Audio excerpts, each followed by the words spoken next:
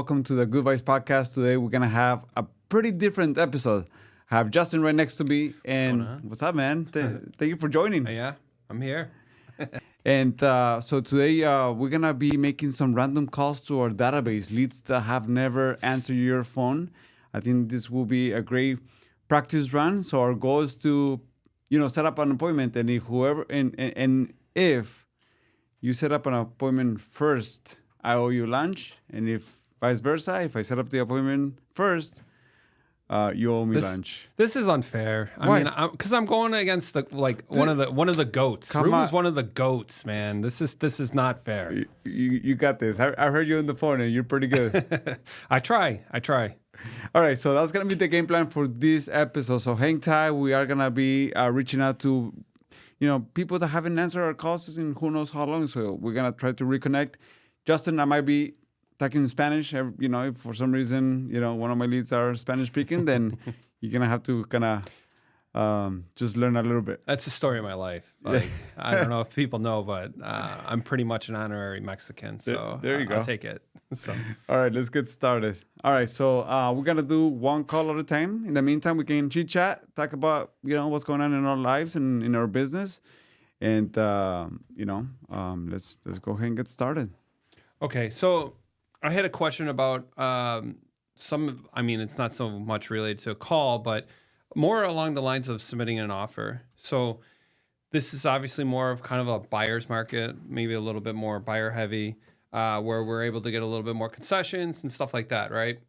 When you're submitting an offer for a buyer, would you find it to be more beneficial or more of a strategic kind of thing for your buyer to offer a lower offer and tell the seller, like, hey, we're not going to nitpick a Binzer, which we're not going to ask for 1 million repairs, or we're not going to ask for a bunch of credits later?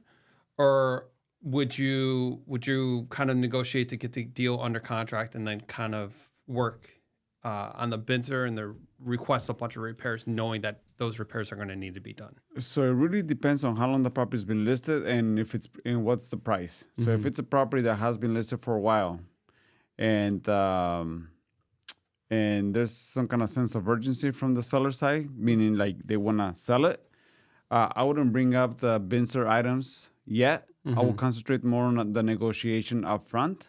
Okay. Get the property under contract, and then utilize the inspection period to inspect the property. And I will push for repairs if there's some major concerns with the property. Okay, so you think it would be just more beneficial to just get it under contract, have all the repairs kind of really highlighted in that inspection report, instead of offering like an extremely a more of a lowball offer. Well, I mean, let's return. So it really comes down to the property, right? So if the property's been sitting there for a while, and your buyer says, you know what, I really want to get a good deal, mm-hmm. and I'm okay buying the property as is, as long as this price that I'm looking for, I can get, then you can have that conversation with the listing agent, like, hey, we're gonna be at this price, but we're not gonna ask for any repairs.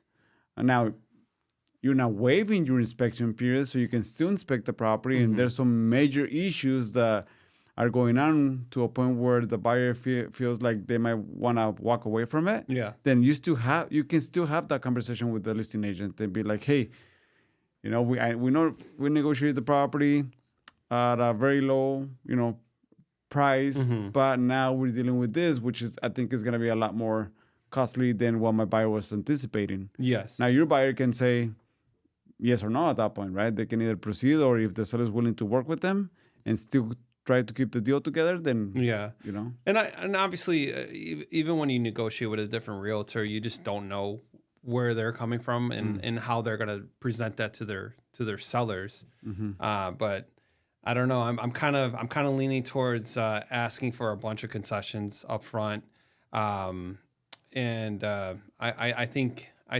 going that route of getting that inspection report and then just kind of beating them up a little bit on that. Yeah. It's just, I don't know. People have a different perspective, and I don't know. I feel like that's going to be the best way to go about it. Yeah. So check this out. We're stressing about trying to put this deal together, right? And, now this whole process that we have to follow where we need to have that buyer broker agreement in place before even getting to this kind of negotiations. This is where like the real things are happening, right? Like everything that we do for our clients to make sure that we get them into the right deal. It takes a lot. Yes. It's not walk in the park. Couple of days ago, I got a call from this lady outside of what we're trying to do here, but she called me and she's like, "Hey, I want to look at this property, but I want to be unrepresented." And I asked her, I'm like, "Do you know what that means?" Right?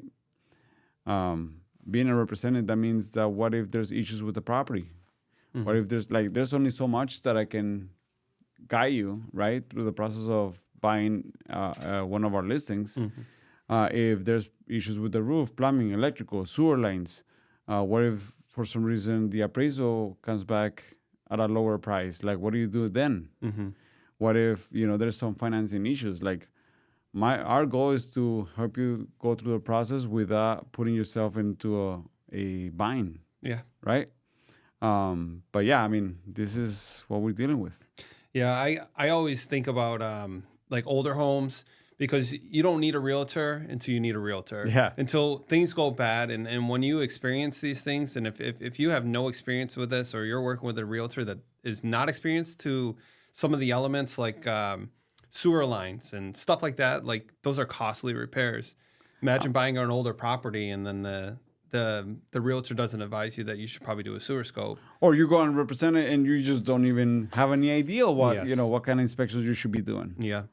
You walk into a $25,000 repair and you would have been much happier with a realtor that negotiated on your behalf and got things taken care of. Or maybe canceling and moving on to another property, right? If it was if for some reason the seller wasn't able to help you with those items. Absolutely. I mean, I definitely had conversations with clients where they asked for my opinion, and I go, if this was me, I'd run. I would just get out and run and go find something better because it's just not going to make any sense. Yeah, no, it's crazy. All right, so let's go ahead and get started. Who's gonna paper, rock, scissors? Who's gonna go first? You go first. All right. Come on. You're the OG. You got it. All right. Let me just text this lead that actually I was trying to get a hold of this morning. She's like, "Who's this?" So let me tell her who this is. I'm gonna call this guy. He came through our paid ads. I don't think we have been able to connect with them, so let's give it a shot. Yeah, this is Ruben Luna, the realtor. How are you today? All pretty good, man. How you doing? Good. I've been trying to get a hold of you for the longest. Oh, I know. It's just that, man, I've been so exhausted, bro. I've been working night shifts, and it's I work the construction business. Yeah. So I don't know if you've seen like the freeways, like. Oh yeah. Are you doing that? Yes. Well, not necessarily the freeways, but there's like so much going on. Basically, what I do is renovations of streets, parking lots. Oh, got it. Okay. Yeah, so it's hectic. So I know you were thinking about potentially trying to buy a house. When are you looking to move? When would you like to be moving to your new home? That way we can kind of have a time frame, right? Yeah, so basically, I already talked to my landlord, and they got a little bit pissed off, like, because I keep saying, like, what is my contract over? And they're like, oh, why you want to go? Like, well, and they're supposedly, I'm not off the hook until April or May, okay. and they want me to pay like for to terminate the contract plus all the months I have left. So supposedly I'm looking at like 7,000. I don't know. Okay. I'm not gonna do that, you know. Yeah, no, that's a large amount. Do you have a copy of your lease agreement? I do somewhere. I mean, I will look for it just to make sure that they're telling you what it is. I mean, I'm sure they are, but just to verify. And my suggestion will be, I know I set you, I think last time we spoke, it's been a while, but I set you up with Marcos, the lender. That way he can start, preparing you, right? Buying a house, even if you're going to buy a house in April, we need to start like now, because if we need to help you with, let's say, your credit score to be able to maximize your loan program, right? Be able to get the best program out there. We Yeah. want to make sure that we have that plan in place. So that way, once we get to that point of searching for a house, we know for a fact that there's not gonna be no hiccups. So, Hmm. have you had a chance to do the application or not yet?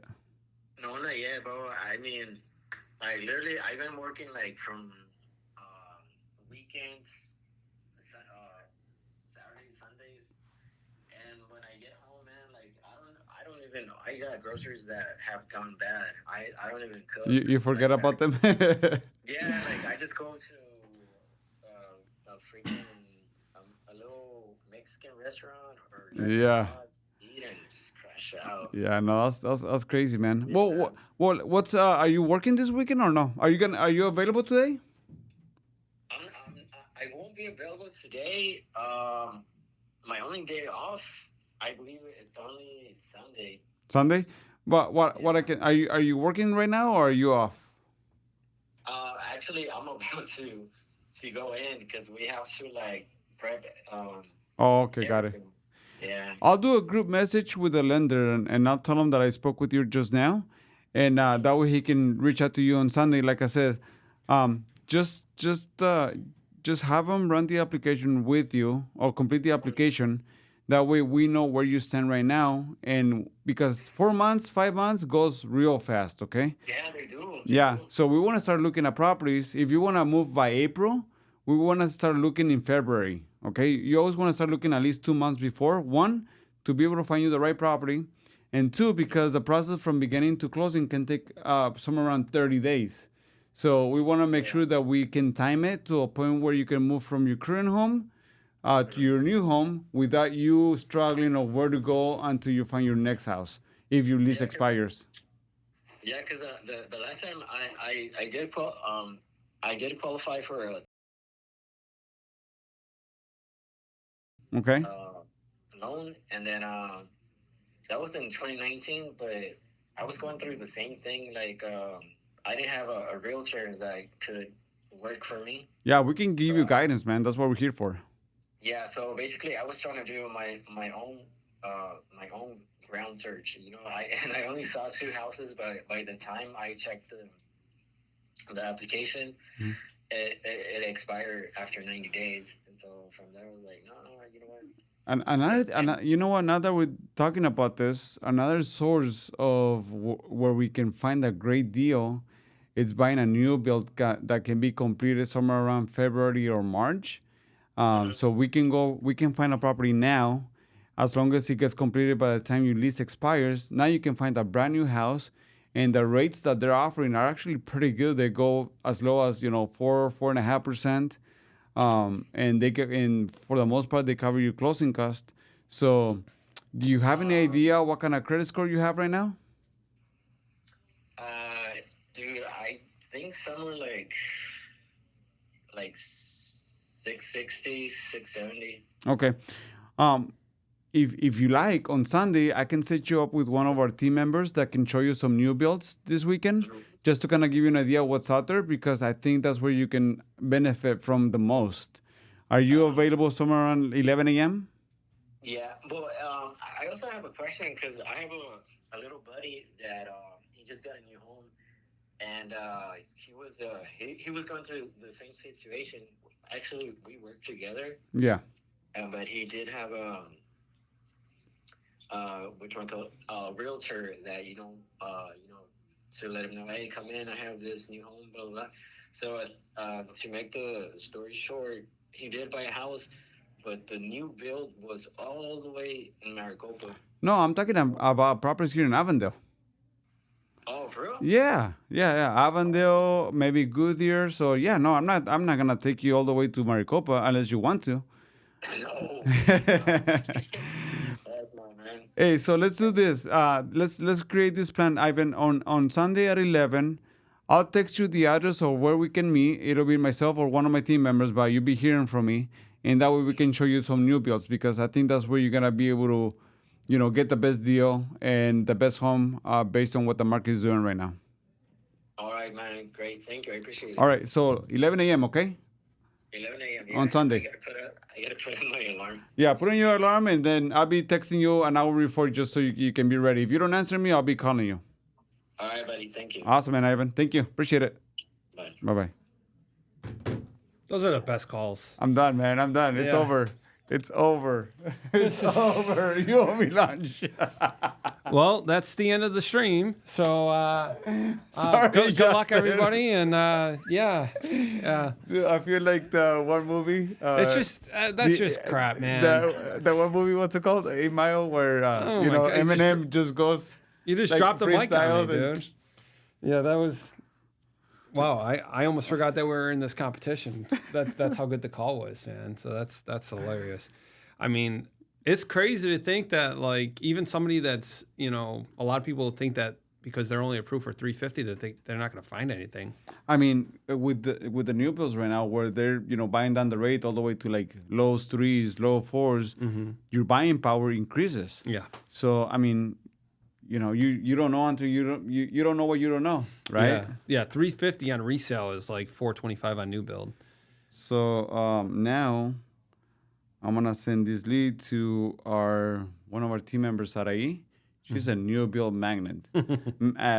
Magnet, yeah. Like she gets them, and they go on the contract extremely fast. I had a lead that came through Instagram, and just so you guys know, like most of the leads that I get, I set them up with one of our team members that they perform very well. And this guy came through Instagram, wasn't answering my calls, he made a comment, but he wasn't answering. So I called him through Instagram, right? He commented through Instagram, and I see, you have the option to call people. So I called him once, didn't answer, called him twice. He answered, pick up the phone, and like, hey, what's up, man? It's me, Ruben. Obviously he sees your picture when you're calling. Sarai, I sent it to Sarai, got him on the contract the same weekend, and now he's thinking about selling his house. It happens like that. Yeah. It happens like that. So I think, let me call her. And this is the process that I follow just for those that are within our team and outside our team that is thinking about joining our team. Like, so Ruben, just to get perspective on this, I'm over here freezing. I don't know why I always run cold, but for a matter of perspective, like when's the last time you talked to that person? So just to kind of give you some reference, this lead came through our paid ads, online paid ads, right? Because people are not, some people think that those leads don't work. It's just, you just don't know how to talk to them. That's what it is, You got to learn how to connect. And we have, one of the things that we like to do is use our CRM to notate how many calls have we talked to them. Like how many calls did I needed to make to be able to get to this point. Yeah. Right? So I'm looking at my system. This lead came through our CRM back in October 6th. We called them 12 times so far. And finally, I was able to connect with them. So 12 times. Which is crazy because he talked to you like he was your brother or something. Right? Yeah, he was a good dude. That sounds like a great guy. So, and a lot of times, and most people are, right? But we call them at the wrong time. Yeah. Some people can be rude, like, hey, I'm not looking, like, leave me alone kind of thing, right? And hang up, and you like, shoot, like, this is a bad lead kind of thing. That's that kind of mindset that we start kind of assuming. But in reality, they just not important. You're not important to them at that moment. Yeah. I kind of remember like when I first started real estate, a story that you told, and it really gave perspective on, how to go about business, because you talked about a story about how you needed to change a couple light bulbs, I think, in your living room. Yeah. And you went to Home Depot. And you're like, I'm just going to get these light bulbs. I'm going to get out. And somebody asked you, like, hey, can I help you? And you're like, no. Like, I know where I'm going. I know where I'm going. I'm going to go get them, and I'm getting out. Yeah. So you walk over there, you get your light bulbs, and you boom, boom, boom, quick. You're probably so happy. You're like, I don't need anybody's help. Yeah. Go home, and then, like, I think the light bulbs are wrong or something. Yeah, because there's the lighter ones and the darker ones. Yes. And yeah, the warm. And I'm like, man, I should have just asked. Yeah. And so the next time you went in there, and they were like, hey, can we help you? And you're like, yeah, please help me. Please help me. and it's exactly how real estate is. They don't need you until they need you. Yeah. Until it's important. So that's why, it's interesting to think about how your follow-ups really set that tone where you're going to be top of mind when that situation does come where you need to go find the right light bulbs. Exactly. So next step is reaching out to our team member. Unless you want it, Justin, 11 a.m. Sunday. Of course I want it. What are you talking about? So, all right. You know what? He sounds like a guy that like I would really connect with too. I think he's, even if he has no money in the bank. I mean, there's new builds right now that they have a DPA. Did you hear about that one DPA? So you can do a combination between DPA and the builder paying closing costs, and then you literally walk into a house with $1,000 out of pocket at the most. Yeah. So this builder gives you a 30-year fixed 4.5, no down payment, and they'll cover your closing costs. Yeah. Which is, you get a free house. Dude, that's crazy. Yeah. That's a great program. So now I'm doing a group message. I'm going to introduce you, Justin, and that way you can take over this appointment on Sunday at 11 a.m., okay? All right. And Justin, the reason that I'm transferring these clients to our team members is because they have the same work ethic than I do. So it's not like I'm giving them away, like, I don't want to deal with you kind of thing. I mean, we're running a pretty large team, and I have appointments back to back, like every day, almost every day, right? And I want to make sure that these clients are being taken care of by our team members, that they have the same work ethic, and I know they're going to be 100% taken care of. So it's coming your way, man. Yeah, I'll definitely take care of him. He sounds like a good guy. And especially if he wants to be over here in the Goodyear area, our office is right over here in Avondale. So we're very familiar with everything that goes around. All right, you go next now. All right, I want to call this guy. I want to actually call this guy named Max, and I always laugh because one of my lenders just had a boy, and he named him Max, and I feel like it stemmed from this guy. This guy Max. So, all right. I haven't talked to this guy in a while. Just a little backstory on him. He was talking about moving here from California, and then I think he did some kind of construction worker, but kind of ghosted me. So I feel like now that he's been ghosting me for a while, maybe he'll pick up this time. So let's do it. All right, let's see. Maybe I'll hit him with the double dial. See what he says. Always double dial. Of course, no love. No love. All right, just continue. Move on to the next. I'm finishing this text message. Ever since I've been doing the calls, Caesar, now I can hear people making calls more often than not here at the office. Have you noticed that? You get them gassed up, man. Yeah. Have you noticed that? Yeah. People are going real after the calls now. Like if we look like 2 months ago compared to like people was like all over the place besides what needed to be done. Yeah. Luckily, every time that I make those calls, I connect with, like today I connected with 3 people. Mm-hmm. And I'm just doing it for 1 hour. Yeah. So I'm doing calls for everyone to know. I do live calls with the team through Zoom. So everybody logs into Zoom, kind of listen to my conversations and kind of learn how to rebuttal from certain situations. So I do live calls Tuesdays, Wednesdays, and Thursdays from 9 to 10 a.m., just 1 hour. And then we just go through our leads that we have on our CRM. And I connected with 3 of them today. One of them, we scheduled an appointment for Monday. Another one, she wants me to call her after 5 p.m. She's thinking about selling and buying. And then we have another one. What was the other one? Oh, he's a VA buyer. They just moved from California. Love VA buyers. And he wants to have a conversation either today or this week. And he was eating. So our goal is to connect with him again. It's crazy how much of an impact just listening to those phone calls really make on your business. Because I remember when I was a brand new agent, like I used to just sit next to you, and I would just listen, because hearing your rebuttals, because you can only role play so much. Yeah, like we're all humans. The conversation's gonna go left, it's gonna go right, it's gonna go down, it's gonna go up, it's gonna go all over the place. So just knowing how to handle very typical objections and having those rebuttals kind of ready, And just being a normal person, Yeah. I did just think does wonders, you know. And that's why I do live calls, because I feel like scripting is good because it kind of prepares you to certain conversations. But once you're live, like you better know how to potentially, respond to these situations or questions. Yeah, and I mean, obviously being on a team, there's so many leads that comes through, you Mm-hmm. know, and you kind of have to roll with the punches a little bit. You know, you're gonna have those bad calls, you're gonna have good calls, and Yeah. just a matter of getting a rhythm. We're not as all as fluid with Ruben, like Ruben. You know, he's been doing it for almost 20 years, and So check this out. I have this lead. So we have a system that every time we have a client in our CRM that it's browsing, it'll send me a notification saying, "Hey, such and such is browsing again." Sometimes we, over the years, we try to stay in front of our clients as much as we can, but there's only so much that we can do, and sometimes things fall through the cracks. But with our system, it allows things things not to fall through the cracks. So I have this lead.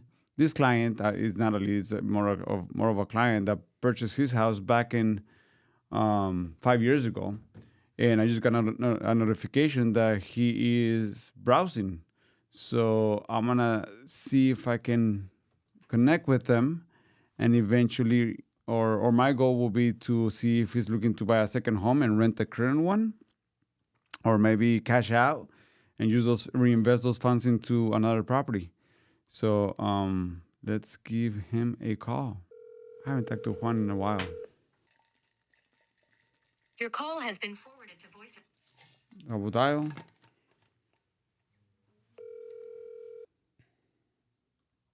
Your call has been forwarded to voice. He must be at work, so I'm gonna send him a quick text message. All right, Justin, your turn. all right, I'm gonna call this lady. I met her. She was a lead that came in through Zillow, and we are looking at like $1 million home over in North Scottsdale. Oh, that's a good one. So, her they own a couple properties too. So let's see. Call has been forwarded to an automatic voice message. Let me call her again. Call has been forwarded.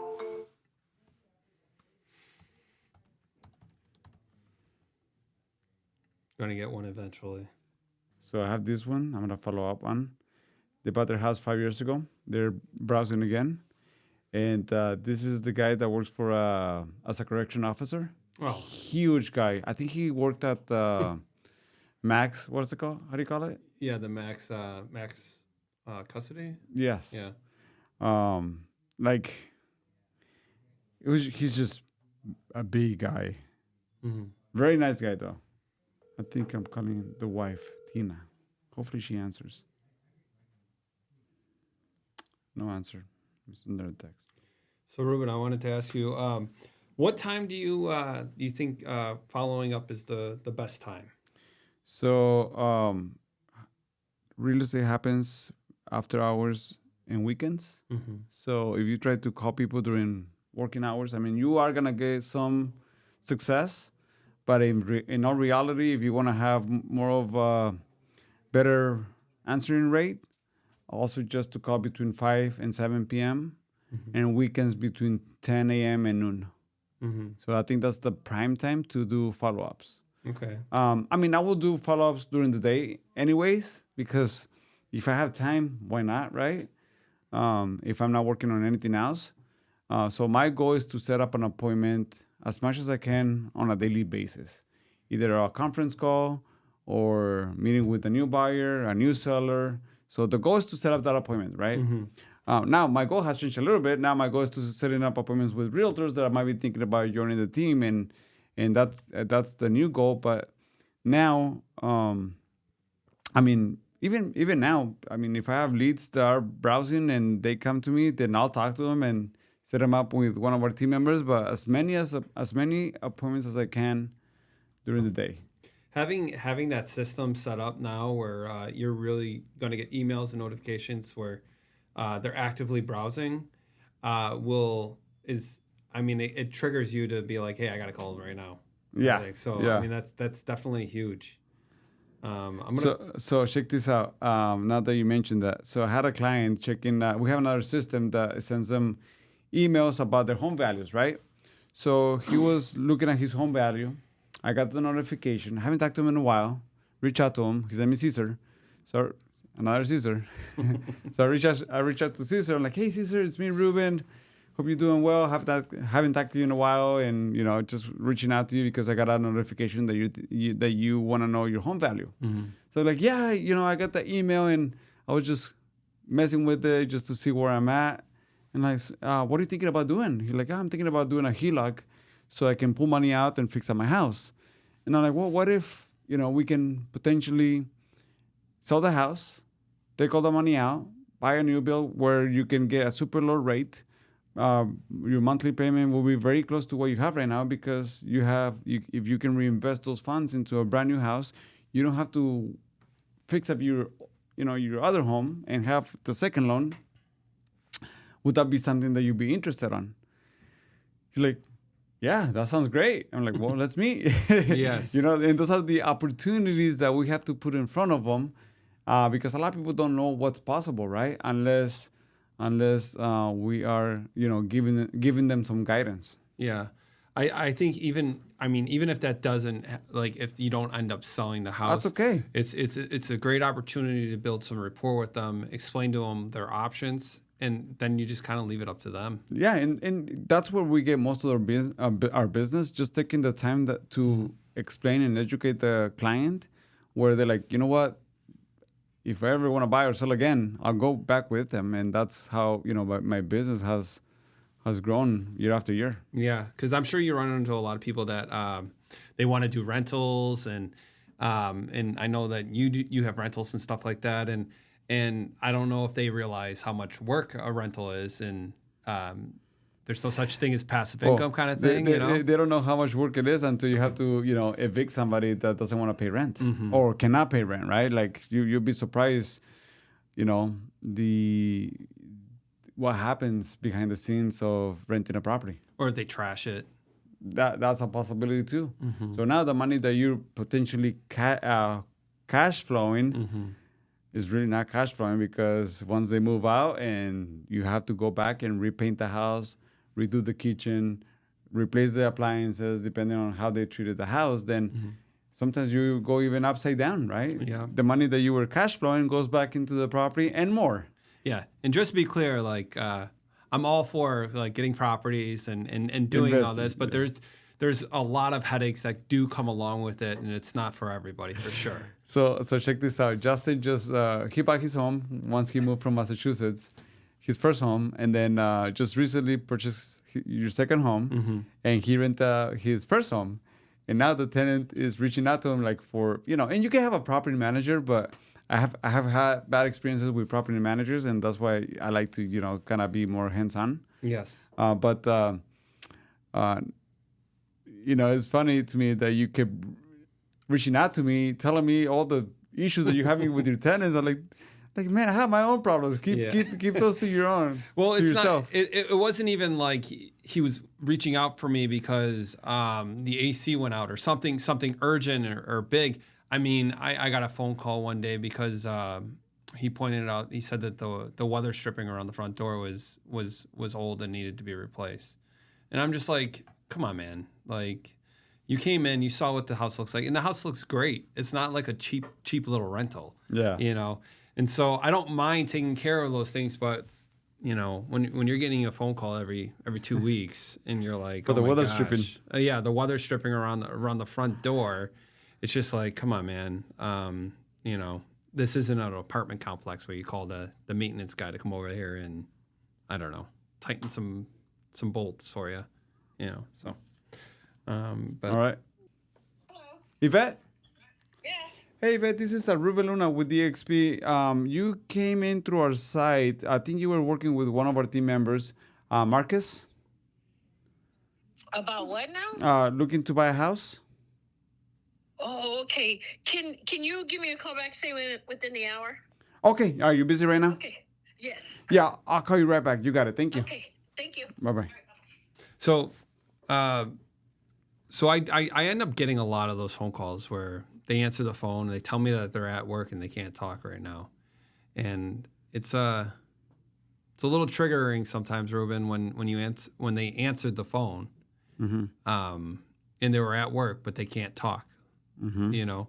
So how do you normally just handle it like that, where I'll just call you back in an hour kind of thing, or what do you see when people do that? Like, So I don't like to push a lot because if they are busy, I don't want to be like Annoying. super persistent Yeah. to a point where like, you know what, don't ever call me. yeah.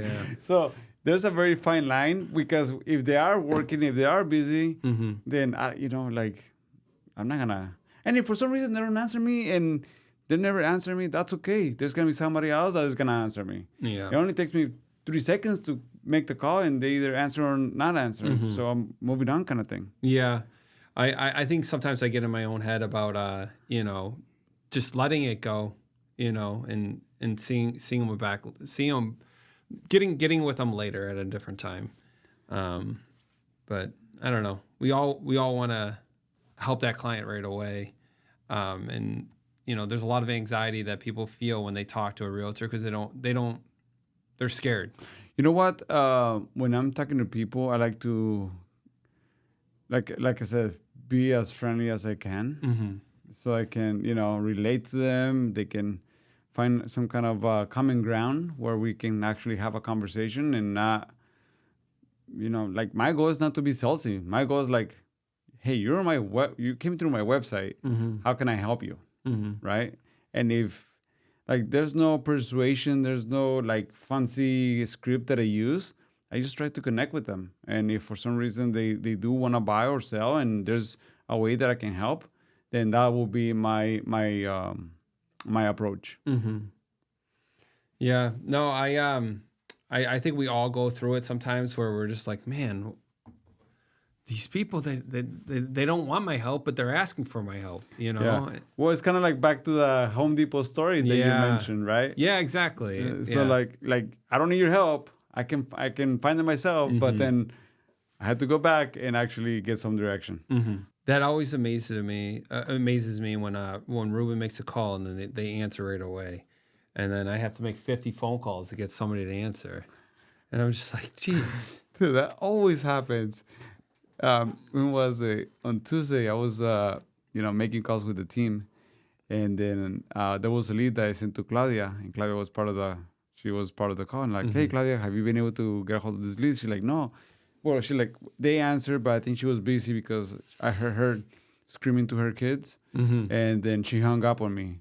So I'm like, have you tried to call her again? She's like, yeah, but she hasn't answered. So I'm like, all right, let me call her right now. So I called her, picked up the phone, set up the appointment for Monday. Yes.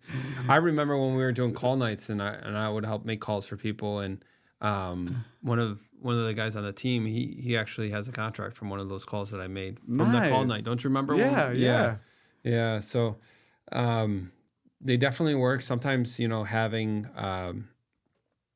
having somebody else call for you just to kind of feel them out so they don't feel that pressure, and it's nice smooth transition to set an appointment. Sometimes works. So one of the things that I always say, the problem is not the client. The problem half the times is the realtor that doesn't communicate with the client. Leads is never the problem. It's always the actions that we take. And if you're not consistent with the message that you're trying to provide to the consumer, then you're gonna stay stuck, right? We do open houses, social media posts, social media tours. We do these ads that we ran to get what? The leads. The lead. Yeah. Name, number, email, right? Or sometimes people will call you from the ads. But once you have them, what you do with them after, that's where the magic happens. Like when are you gonna call them? How are you gonna approach them? How are you gonna nurture them? How are you gonna follow up with them? How are you gonna convert them, right, into an actual client that will be buying or selling? So yeah, and it was cool to be able to point out that phone call with Ivan. He came in on October 6th. you know, and I don't even think it was that many phone calls. 12 phone calls No. in 30 days. No, not at all. Is really not that crazy. But it's enough phone calls. It's more phone calls than a lot of agents make. Yeah. Yeah. Like, for instance, like somebody doesn't answer, like, this is not a good lead. Or, that you just don't do the proper follow-up to potentially get a hold of them. Yeah, but have you ever gotten a listing agreement signed before viewing the house? I actually have. It was so bizarre. Okay, to me. check it out. True story. During COVID, I got COVID like 3 times. Okay. I had a client reach out to me. Like, Ruben, I'm thinking about selling my house. I want to buy a ranch. I want to, upgrade. I was so sick. And I told him, I'm like, you know what? And I didn't want to lose the listing either, right? When you wait, like, they end up reaching out to somebody else and you run the risk of completely losing the client, right? She was referred to me by another client, so it's not like somebody that I knew. She was referred to me, but we actually didn't know each other. So I told her, I'm like, you know what? I'm extremely sick. I have COVID, but why don't we do this? So you don't have to wait for me 2 weeks. And one, you don't have to wait for me 2 weeks. And 2, I don't want to be, close to you guys and potentially get you guys sick because it sucks. So I'm gonna take pictures of your home, inside and outside. I want to see what it looks like. We can do FaceTime too, so that way we can know each other and Yeah. And at the same time, you can also show me your house, the street, everything. I just want to know what it looks like. I knew the area, I knew the value, I knew everything about. But I just want to know what kind of upgrades she has done to the house and everything. So she showed me the house, sent me a bunch of pictures. I ran the comps, ran the value, and like, hey, I feel comfortable. I think should be the price. She agreed, her and her husband. So we ended up, I'm like, all right, let me prepare the listing agreement, send it to her, got it signed, sent it back, coordinated the pictures. As soon as we got listed, I think we were able to get an offer within a week or so. Yeah. Got on the contract, negotiated a post-possession, found another house. By that time, I was better, so we found the right property for them. So we were able to maneuver the sale of the house, the new purchase, and closing both transactions about the same time. So they moved from their older home to their new home. But I got the listing before seeing the house in person. Funny. Yeah, and I think a lot of people, homeowners, don't realize that they can do that simultaneously. We can close on your home, on selling your home, get you a post possession so you can stay in there for 30 days while we look and get you under contract and close on your new home. The key here is to be able to have that conversation and have the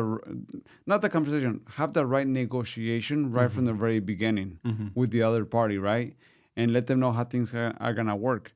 Because if you don't negotiate it from the beginning the proper way, if you don't set the right expectations from, hey, this is what's gonna take and this is what's gonna happen, that's when you can get in trouble, right? And this is where clients can get really upset at you. Yes. So this whole process is not for everyone unless you have a certain experience to be able to handle the whole negotiation. Negotiation is always key, like knowing how to negotiate. Yes.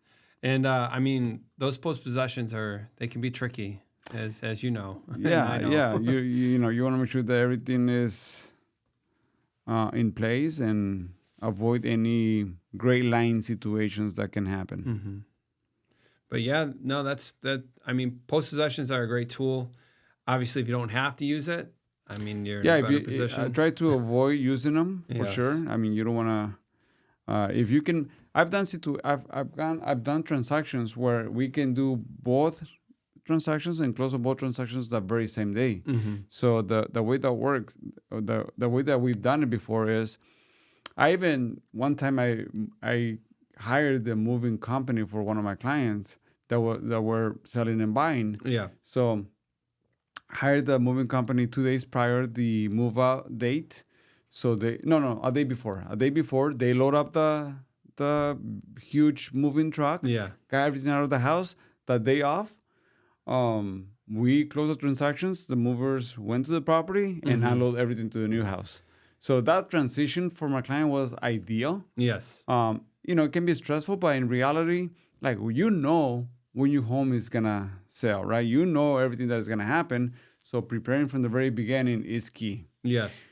The hiccups and the issues will come up when, on the very last minute, the unexpected happens. Yes. This is where you're gonna really showcase who you are and how you can help. Oh yeah, and this is where the other parties really play a huge part. The title companies and lenders and things like that. Because if you have an inexperienced title rep or inexperienced lender, and that's why picking those people really actually it matters a lot. Really help with a smooth transition. Getting that wire out, making sure everything is closing on time with a good title rep that's going to take care of that. Because one delay on the sales side is going to delay everything. Yeah.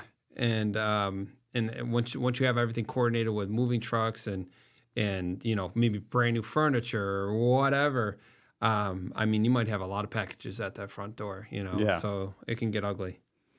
Yeah. So I had a situation just recently where I had a client moving out of state. Mm-hmm.